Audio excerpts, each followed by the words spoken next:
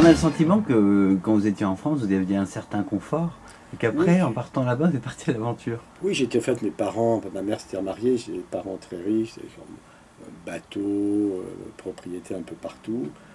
Mais moi j'ai toujours été indépendant, ça a toujours été le rêve de mon enfant. Donc, je me donnais de l'argent pour partir en vacances, mais je n'aurais jamais demandé un centime. Mais mon image, quand je suis devenu patron d'une grosse agence de pub américaine, c'était c'est facile de réussir quand tu es un gosse de bourgeois. Et je me suis retrouvé à Moscou, je connaissais personne, pas d'argent, en miettes, effectivement. Mm. Et je me suis prouvé à moi-même que je pouvais me retrouver, me reconstruire tout seul sans l'aide de personne. Alors c'est intéressant ce que j'entends, parce que c'est un livre aussi sur la résilience. C'est ça. Je pense qu'on tombe, on se relève, on tombe, on se relève. Et la grande leçon que j'essaie de partager dans ce livre, c'est qu'il faut jamais subir. Il n'y a pas de modèle absolu de bonheur. Chacun doit chercher son propre modèle, son propre cadre, et surtout ne pas se laisser maîtriser par espèce d'immenses bêtises qui nous entourent, qu'elles soient politiques, journalistiques. Pourquoi vouliez-vous partager cette expérience dans un livre? C'est une bonne question.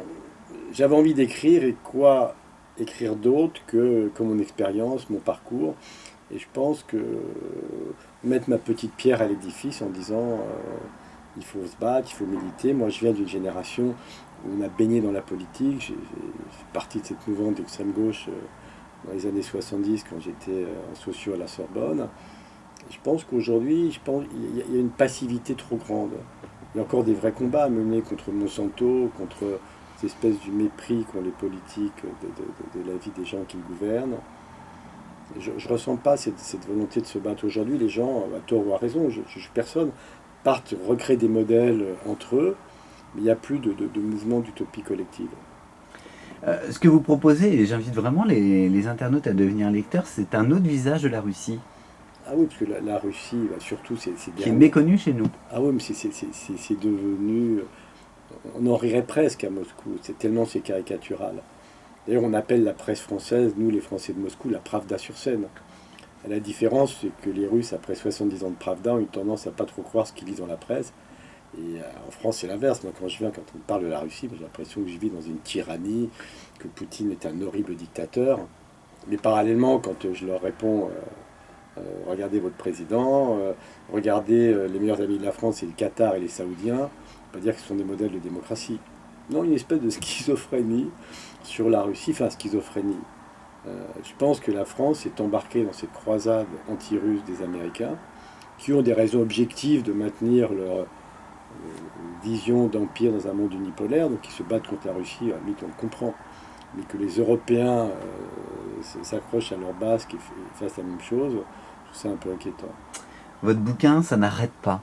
C'est quelque chose de très vif. Bon, ça s'étale sur quelques années aussi. Et là, justement, j'ai la quatrième de couverture sous les yeux et j'avais même pas noté la phrase avant de préparer l'interview. Je laisse la spontanéité prendre le dessus. Il faudrait un Scorsese pour raconter cette aventure-là. Et c'est Emmanuel Carrère qui dit ça. Ça vous fait plaisir? Oui, oui, ça m'a fait plaisir parce que j'adore Scorsese. Ah ouais.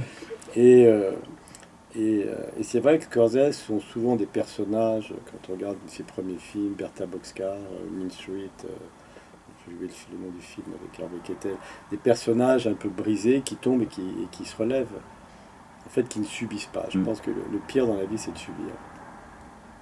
Et Moscou, euh, la vie va tellement vite, moi c'est 20 ans, je dis toujours c'est comme un film sur l'évolution darwinisme en accéléré, j'ai vu le pays changer à une vitesse.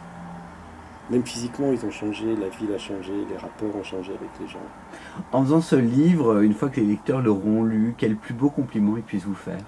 C'est le compliment que m'a fait Emmanuel Carrère quand je lui ai envoyé le manuscrit.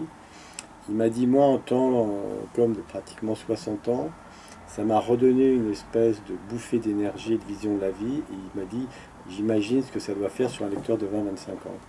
Je pense que c'est le meilleur compliment qu'on puisse me faire, de donner un autre éclairage qui sort des sentiers battus. Ce livre vous donne envie d'en écrire d'autres? Oui, c'est absolument. La Fond a signé un contrat pour 3 livres. Donc là, c'est pas une obligation, c'est un plaisir. Ouais. On dit toujours, j'ai envie de faire un vrai livre. J'ai envie, mais tu as fait déjà un vrai livre. Mais quand je dis un vrai livre, c'est plus un roman. Et j'ai envie de parler du Donbass, pas de la guerre qui a tort, qui a raison, mais de ces pauvres gens qui sont sous les bombes et eux qui subissent parce qu'ils n'ont pas le choix de la part d'une politique qui est étrangère, qui est dictée soit aux États-Unis, soit à Moscou, soit à Bruxelles. Et en fait, j'ai envie de montrer que sous les bombes, il y a des gens, et que ces gens-là, ils sont comme nous, ils ont le droit à vivre tranquillement. Froid devant, c'est votre actualité en librairie actuellement, Jean-Michel Cosniot. Je vous remercie pour cet entretien. En tout cas, merci beaucoup aussi. C'est un grand, grand plaisir parce qu'en plus, vous continuez de vivre à Moscou. Ah oui, bien sûr. Donc pour nous, c'est quand même vachement bien de profiter de votre passage à Paris pour parler ensemble de ce livre. Un grand merci. Merci beaucoup. C'est disponible aux éditions Robert Laffont. Merci beaucoup, Jean-Michel.